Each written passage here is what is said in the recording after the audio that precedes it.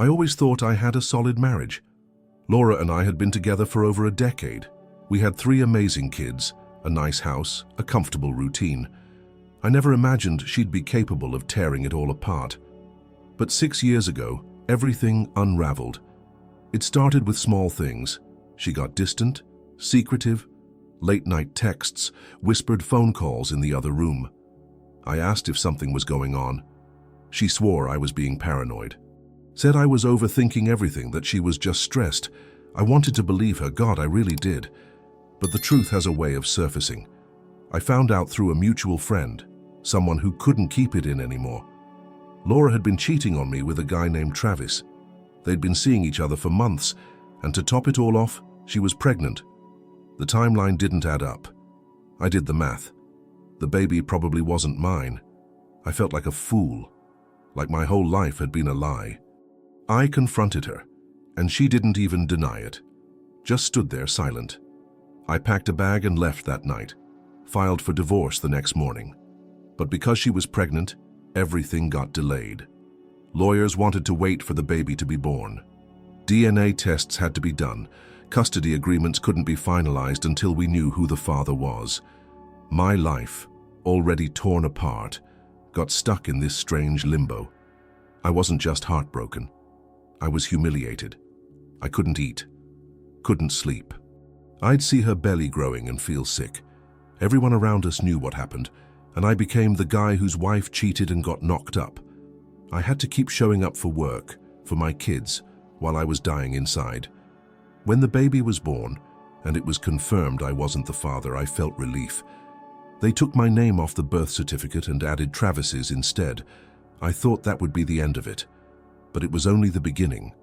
When the DNA results came back, confirming what I already suspected, I didn't feel vindicated. I felt empty. Knowing that the baby wasn't mine meant I could finally close that chapter, legally at least. Emotionally, it wasn't that simple. Laura named him Caleb. I never held him, never rocked him to sleep. The moment he came into the world, I kept my distance. I had to. It was the only way I knew how to protect myself from collapsing entirely. Travis stepped up at first. He was there in the hospital photos Laura shared online. The proud new couple, smiling with their newborn son like nothing had happened. I remember seeing those pictures and feeling this dull, cold ache in my chest. Not because I wanted to be in them, but because of what they represented. A life I wasn't part of, a life that was built on top of the ashes of mine. We moved into the logistics phase of the divorce, custody arrangements for our 3 kids, property division. It all felt mechanical, like I was signing documents for someone else's life. But I pushed through it. My kids needed stability. They needed at least one parent who wasn't lying to their face. From the start, I made it clear, Caleb wasn't my responsibility.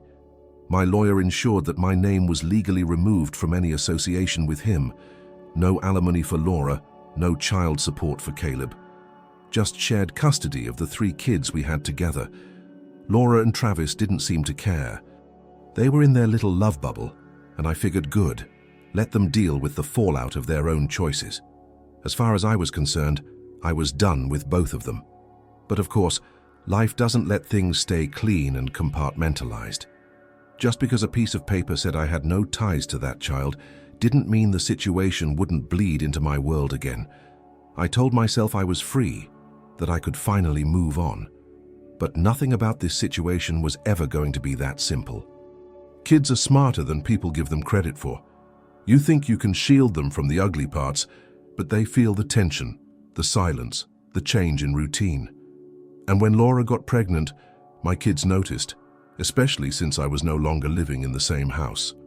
At first, I tried to keep things vague. I told them that Mom and Dad had disagreements and that we were separating, but they could still count on both of us. It wasn't enough. They asked questions. Why wasn't I at the hospital when the baby was born? Why didn't I ever talk about their new little brother? Eventually, I had to tell them, not all the details, but enough, that their mom made choices that hurt our family, that the new baby wasn't mine, that I wouldn't be involved in raising him. I didn't want to poison them against Laura. I told them they didn't need to take sides, that it was okay to love their mother and still be angry, that it was okay to be confused. They listened, quietly, but they understood more than they let on. Over time, their relationship with Laura changed. They grew distant, colder. I noticed it during pickups and drop-offs. Laura would try to hug them, and they'd flinch or pull away. They never talked about Caleb, not once. I didn't bring him up either. It became this unspoken rule. He didn't exist in our house. I could see the weight of it on them. So I pushed for therapy. Laura resisted at first, said it was unnecessary, said I was being dramatic. But I pushed harder. I wasn't going to let my kids carry all this alone. Eventually she relented, and I found them a good child therapist. Someone who could help them unpack the mess Laura and I had created. I told them they didn't need to hate anyone on my behalf, that they could form their own opinions. But even with that, their resentment toward her kept growing, and their complete disinterest in Caleb. It wasn't something I encouraged, but it was something I understood. I thought maybe with time and therapy things would soften, that the kids might rebuild some connection with Laura. I didn't expect a miracle, but I hoped they'd at least reach a point of civility. That never happened. They started dreading their weeks with her. Every Sunday night before going to her house, the mood in our home would shift. My oldest Jake would get silent. Emma, who used to be so bubbly, would go cold. Even little Max, only 6 at the time, would beg me not to take him. I asked them what was going on. I needed to know if she was treating them badly, if something serious was happening.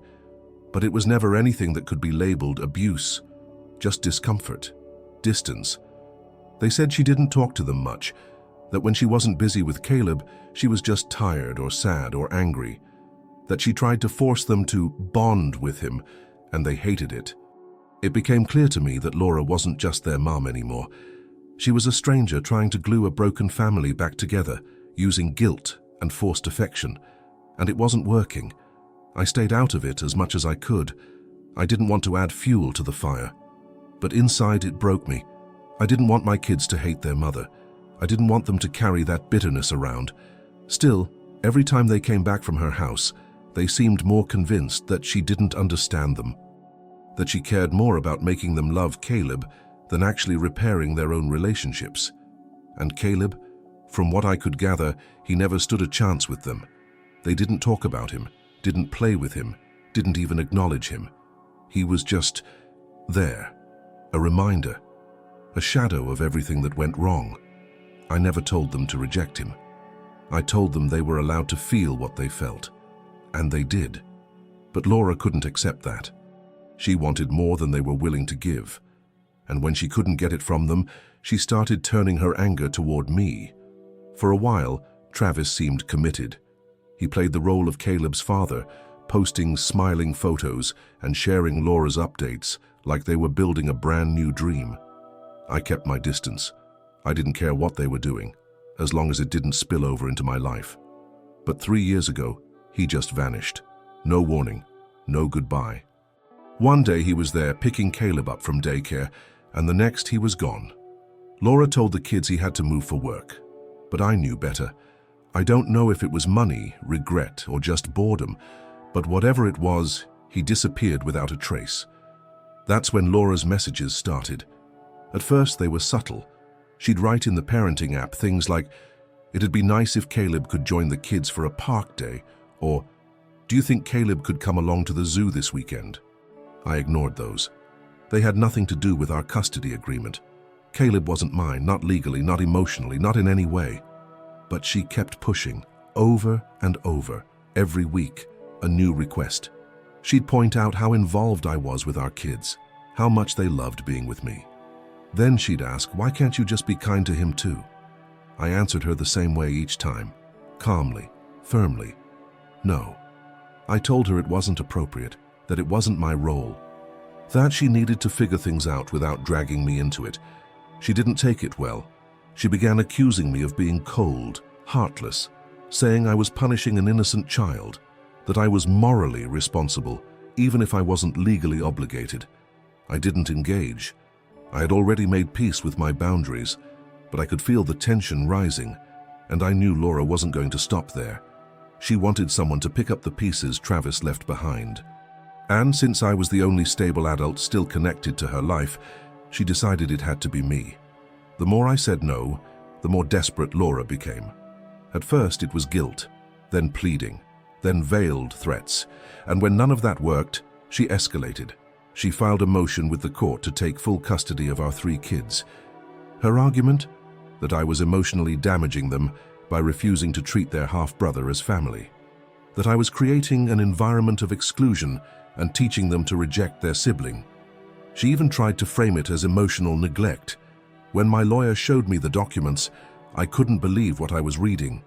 She wasn't just attacking my parenting, she was trying to punish me for setting boundaries with a child that was never mine to begin with. We went to court. I was prepared. I had every message from the parenting app printed and dated. Every time I responded calmly. Every time I set clear, respectful limits. My lawyer was sharp, and the judge saw right through Laura's strategy. She was reprimanded. The judge told her, point blank, that I had no legal obligation to Caleb, that custody of our children would not be decided based on my willingness or unwillingness to take on a role I never agreed to. Her motion was denied. I should have felt vindicated, but all I felt was drained. This wasn't about winning, it was about survival. I had spent years rebuilding stability for my kids, and she was trying to rip it all apart because I wouldn't pretend Caleb was mine. After the hearing, Laura barely looked at me, but her texts didn't stop. If anything, they became more frequent, less legal, more emotional. You think you're better than everyone, you think you're a hero, but you're just a coward. That kind of thing. I kept documenting everything, because I knew this wasn't over. And as much as I wanted to be done with this mess, it kept circling back, always tied to the same child, the one I had nothing to do with, yet somehow kept being pulled toward like gravity. A year ago, things took a sharp turn. Laura lost her job, then her house. One disaster after another. She had no savings, no backup plan, no family willing to step in. From what I heard, she and Caleb bounced between temporary housing situations, friends, motels, short-term rentals. It was chaos. I wasn't surprised. She had always lived recklessly, spending money she didn't have, making impulsive choices. But even I didn't expect it to spiral this badly.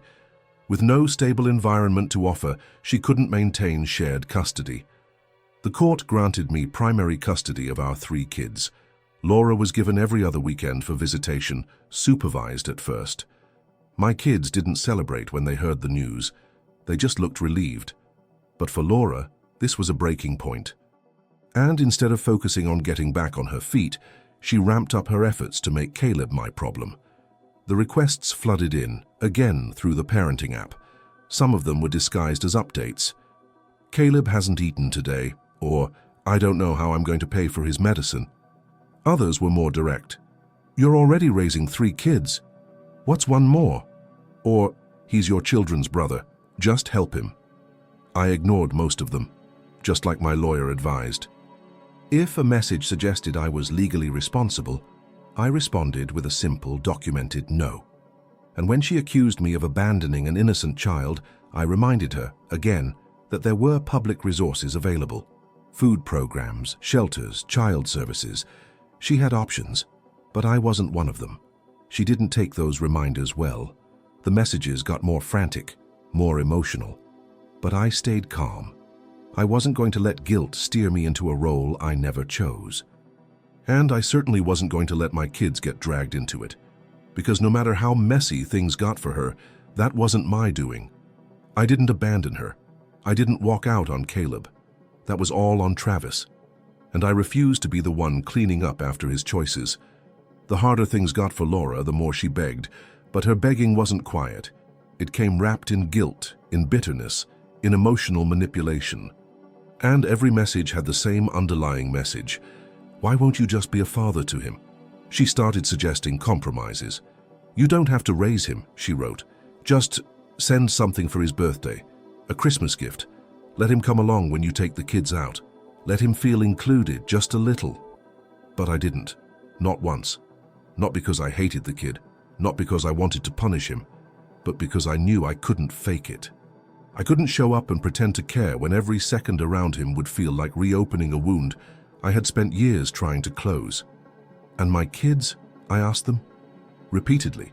I gave them the option to bring Caleb gifts, include him in activities, spend more time with him if they wanted. Every single time they said no. They didn't see him as a brother.